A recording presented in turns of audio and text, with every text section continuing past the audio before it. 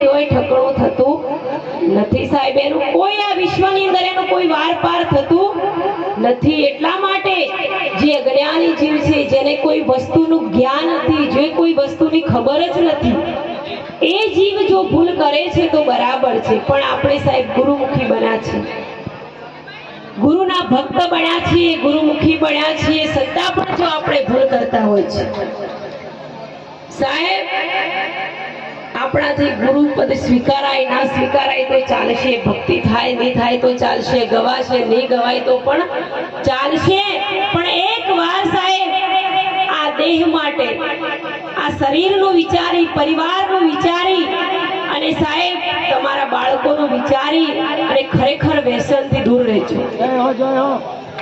જો તમારું શરીર સાહેબ નિરોગી હશે તો તમારો પરિવાર પણ ખુશથી એમનું જીવન જીવી શકશે। તો ખરેખર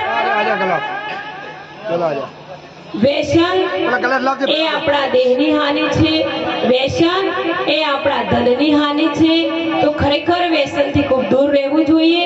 આપણે તો ગુરુમુખી છીએ, ગુરુ ભક્ત છીએ અને ભજનમાં બેસીએ છતાં પણ સાહેબ આપણે વ્યસનથી દૂર